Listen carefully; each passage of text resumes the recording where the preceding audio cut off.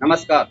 मैं सत्यनारायण जाट, योग प्रशिक्षक सत्य योगा में आप सभी का स्वागत करता हूँ। युग बदले, काल बदले, धर्म में आस्थाएं बदले, रहन सहन बदले, रीति रिवाज बदले, खान पान बदले, लेकिन नहीं बदले तो योग से होने वाले फायदे। सच है, तब से योगा का इजाद हुआ है, तब से आज तक योगा के फायदे नहीं बदले। लेकिन हम सब ने क्या योगा के फायदे अपने जीवन में आत्मसात किए? शायद नहीं, क्योंकि जब तक हमें किसी भी विषय की पूर्ण जानकारी नहीं होगी तब तक उसके फायदे हम नहीं ले सकते। योगा के बारे में भी यही है, क्योंकि इसकी एक प्रक्रिया है, एक इसका सिस्टम है। यदि उस सिस्टम को हम अडॉप्ट नहीं करेंगे तो इसके जो संपूर्ण फायदे हैं उनको हम अपने जीवन में ग्रहण नहीं कर सकते। योगा के अंदर सबसे पहले है योगिक सूक्ष्म क्रियाएं। हमें यदि योगा के फायदे लेने हैं तो सबसे पहले हमें योगिक सूक्ष्म क्रियाएं कैसे की जाती है उनके बारे में जानना होगा। उसके बाद है सूर्य नमस्कार। सूर्य नमस्कार के बाद में फिर योगासन आते हैं। योगासन के बाद में प्राणायाम किए जाते हैं और प्राणायाम के बाद में फिर ध्यान अर्थात मेडिटेशन की जाती है। तो ये इसकी एक सीक्वेंस होती है। इस सीक्वेंस को हम अडॉप्ट करेंगे तो इससे होने वाले संपूर्ण फायदे हमें मिल जाएंगे। लेकिन यदि हम इसको नहीं करेंगे तो हमें टुकड़े टुकड़े में इस तरह से वो चीजें हमारे अंदर आएगी। तो आज हम बात कर रहे हैं यौगिक सूक्ष्म क्रियाओं की। यौगिक सूक्ष्म क्रियाएं वह क्रियाएं हैं जो हमारे जोड़ों से संबंधित होती है और ये क्रियाएं हमारे शरीर के अंगों को संचालित करती है और हमारे योगा के जो आसन है, प्राणायाम है, उसके लिए हमारे शरीर को तैयार करती है। जिस प्रकार से एक नाली में सबसे ज्यादा गंदगी वहां होती है जहां नाली में घुमाव होता, यानी जहां नाली के अंदर मोड़ होता या जोड़ होता। उसी तरह से हमारे शरीर में जहां जहां पर हमारे जोड़ हैं यानी जॉइंट्स है, वहां पर हमारे शरीर में गंदगी इकट्ठी हो जाती है। जब हम भोजन करते हैं तो कुछ ऐसे अपशिष्ट पदार्थ होते हैं, कुछ टॉक्सिन्स होते हैं, कुछ यूरिक एसिड आदि हमारे जॉइंट से उनके अंदर जाके इकट्ठी हो जाती है और आगे जाके इनके दूरगामी परिणाम होते हैं। एक वक्त के बाद में यही जो जोड़ों में जमा हुआ अपशिष्ट पदार्थ है, यूरिक एसिड है, ये गाउट और अर्थराइटिस के रूप में सामने आता है और हमारे सामने एक बहुत बड़ी बीमारी खड़ी हो जाती है। यदि हम इन यौगिक क्रियाओं को नियमित रूप से करते हैं तो निसंदेह है हम इन बड़ी बड़ी बीमारी से बच सकते हैं। तो आइए हम आज करते हैं यौगिक सूक्ष्म क्रियाएं पार्ट 1। मैंने दो भागों में इसको बांटा है, पार्ट 1 और पार्ट 2। आज जो यौगिक सूक्ष्म क्रियाएं हैं वो पार्ट 1 के अंतर्गत हम हाथों और गर्दन से संबंधित यौगिक सूक्ष्म क्रियाएं करेंगे। तो आइए हम देखते हैं किस तरह से की जाती है। तो हाथों की यौगिक सूक्ष्म क्रियाओं के लिए हम किसी भी एक सुविधाजनक आसन में बैठ जाएंगे। आप पद्मासन में बैठ सकते हैं, सिद्धासन में बैठ सकते हैं, वज्रासन में बैठ सकते हैं और मैं वज्रासन में जैसे बैठा हूँ। यहाँ से आप दोनों हाथों को कंधे की सतह में ले जाइए और सबसे पहले आप एक लंबा सांस लीजिए। गहराई से सांस लेंगे और गहराई से सांस छोड़ेंगे। अब आप देखेंगे कि सबसे पहले जो आपके जॉइंट्स है, आपकी अंगुलियों के ये जॉइंट्स हैं, तो इनके लिए हम यहाँ से लंबे सांस लेने के बाद में सांस छोड़ेंगे और यहाँ से ये जो जॉइंट है, पहले जो जॉइंट है, इनको इस तरह से बंद करेंगे।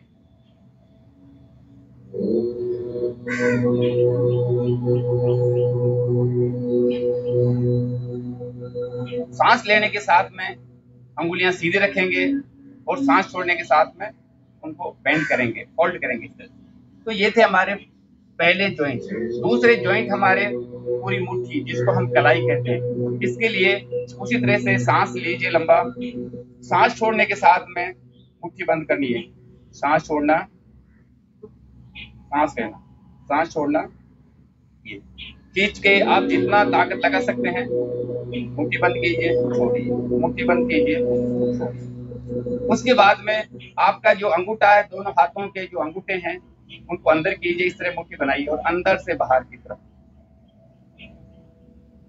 नॉर्मल ब्रीथिंग रख सकते हैं यहाँ पर आप। फिर बाहर से अंदर की ओर, ये। उसके बाद में मुट्ठी बंद कीजिए, यहाँ से पकड़िए, मुट्ठी खोलिए, ये कलाई को मजबूती से पकड़िए, मुट्ठी खोलिए, मुट्ठी बंद कीजिए, खोलिए। उसी तरह से दोनों दूसरे हाथ से मुट्ठी खोलिए, बंद कीजिए। कलाई वाले हाथ को इस तरह से, उसके बाद में रब कीजिए दोनों कलाइयों को। ब्रीदिंग आप नॉर्मल रखिए अपना। उसके बाद में हम आते हैं कोहनी कोहनी कोहनी के लिए आप इस तरह से आपकी जो हथेलियां है उसका रुख आसमान की तरफ और धीरे धीरे सांस लेने के साथ में आगे लाइए, सांस छोड़िए,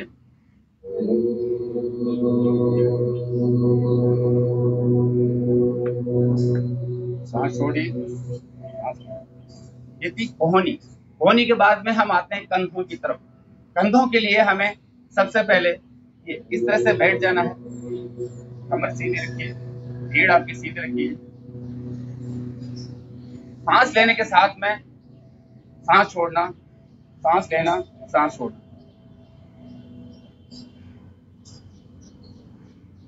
उसके बाद में दोनों हाथों को इस तरह से यहाँ पर रखें, धीरे धीरे आगे से पीछे की ओर गोल घुमाएं, गोल सर्कल बनाएं।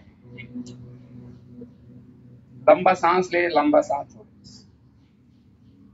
सांस लिया, सांस छोड़ा, सांस लिया, सांस छोड़ा। अब पीछे से आगे की ओर इसी तरह से ये सांस लिया, सांस छोड़ा। ये उसके बाद में इस तरह से यहाँ से आप पकड़िए, खींचिए इस तरह, फिर इस तरह से इस तरफ खींचिए। ब्रीदिंग आप नॉर्मल रखिए अपना। आप देख रहे हैं कि आपका जो खिंचाव है पूरे कंधे का आ रहा है, दोनों कंधों में आ रहा है और ये होना चाहिए।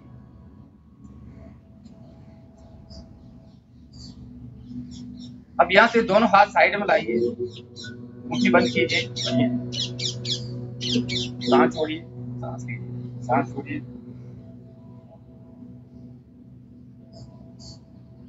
अब यहाँ से आपके जो दोनों हाथ है इस तरह से साइड में लाइए, ये यहाँ से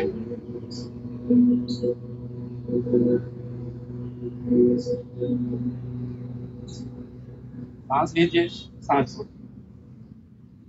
अब इस तरह से आप दोनों हाथों को इस तरह से आपस में अंगुलियों को फंसाइए इस तरह से, और इस तरह से अंगुलियों का हथेलियों का रुख आसमान की ओर कीजिए, धीरे धीरे आगे झुकिए और कंधों को आप देखेंगे कि आपके कंधों में बहुत खींचा हुआ रहा है। जितना आप हाथों को आगे ले जा सकते हैं ले जाइए।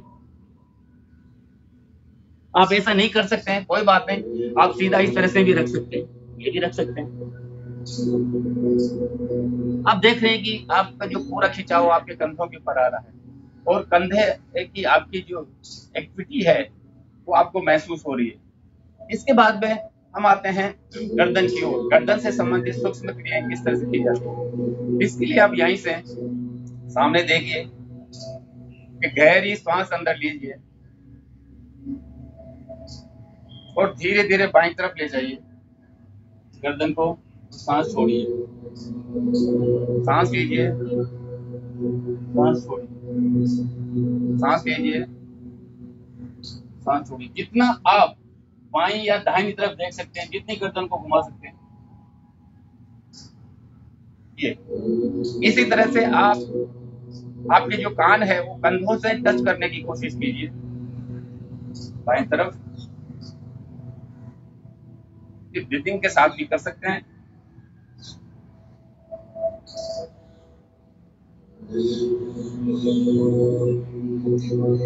अब आप आपकी जो गर्दन है इसको आगे और पीछे ले जाना, आगे ले जाते वक्त सांस को छोड़ना है और पीछे ले जाते वक्त सांस को लेना है। जैसे इस तरह से सांस लिया, सांस छोड़ा, सांस लिया, सांस छोड़ा, सांस लिया, सांस छोड़ा।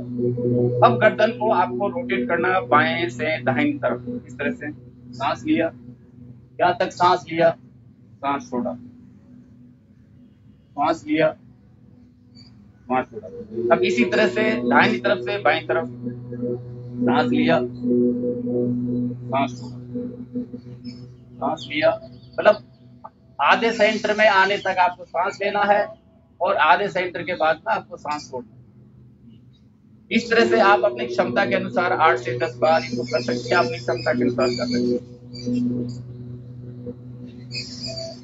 यहीं से दोनों आपके जो हथेलियां हैं इस तरह से इनको पकड़िए, सांस लीजिए, सांस छोड़िए, सांस लीजिए, सांस छोड़िए। इनमें देखेंगे कि आपके जो अंगुलियों के पहले जॉइंट से वहां से लेके कंधे के जॉइंट तक की पूरी एक्टिविटीज, पूरी एक्सरसाइज हो रही है। सांस लिया, सांस छोड़ा, सांस लिया, सांस छोड़ा। तो ये थे हाथ और गर्दन से संबंधित यौगिक सूक्ष्म क्रियाएं।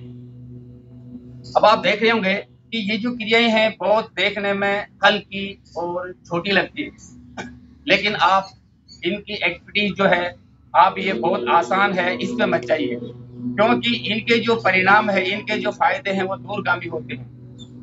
रहीमदास जी का एक दोहा है कि सत सैया के दोहरे जो नावी के तीर, देखन में छोटे लगे घाव करे गंभीर। ये जो क्रियाएं हैं आपको देखने को छोटी लग रही होगी, लेकिन इनका जो परिणाम है ये दूरगामी है। आप लगातार यदि इनको करते हैं और इनका अभ्यास करते हैं, जीवन में आपको कभी भी जोड़ों से संबंधित जो शिकायत होती है, बीमारियां होती है, गाउट होते हैं, आर्थराइटिस वगैरह होते हैं, उनकी आपको जीवन में कभी भी परेशानी नहीं आएगी। तो आप यौगिक सूक्ष्म क्रियाओं का पार्ट 1 आज ये था, हाथों से और गर्दन से संबंधित यौगिक सूक्ष्म क्रिया। तो आप इनका अभ्यास कीजिए। और पार्ट 2 हमारा जो है, जो आगे पैर और कमर से संबंधित यौगिक सूक्ष्म क्रियाएं हैं, उनके बारे में हम अगले वीडियो के ऊपर विचार करेंगे।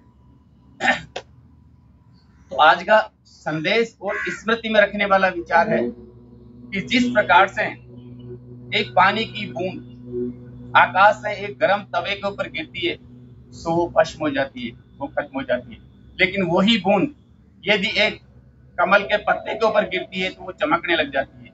वही बूंद ये भुजंग के मुंह में यानी सांप के मुंह में गिरती है तो वो एक जहर का रूप धारण कर लेती है।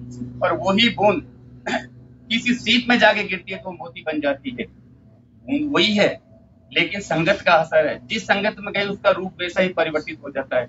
यही चीज हमारे जीवन में भी लागू होती है। हम जिस तरह से अपने विचारों को किसी व्यक्ति के विचारों से मिलाते हैं, हमारे जीवन में भी उसके प्रभाव दिखाई देने लग जाते हैं। हम जैसी संगत करेंगे हमारा जीवन उसी तरह से परिलक्षित होता हमें दिखाई देगा।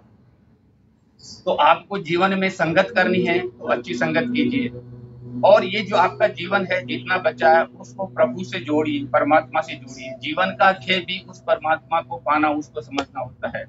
और योगा से बढ़ के कोई अच्छी चीज नहीं है जिसकी आप संगत कर सकें, क्योंकि योगा का थीम भी यही है कि आत्मा से परमात्मा का मिलन। हम सभी के अंदर आत्मा ही है, उस आत्मा को उस परमात्मा से कैसे जोड़े, ये हम योगा के अंदर सीखते हैं। शुरू में हमें लगता है कि हम आसन कर रहे हैं, ये एक प्रारंभिक क्रियाएं होती है जो हमारे शरीर को साधने की। इसका लास्ट अंत जो है वो समाधि की ओर होता है, यानी परमात्मा के मिलन की ओर होता है। तो आप योगा से अपनी संगत कीजिए और अपने जीवन को सार्थक कीजिए।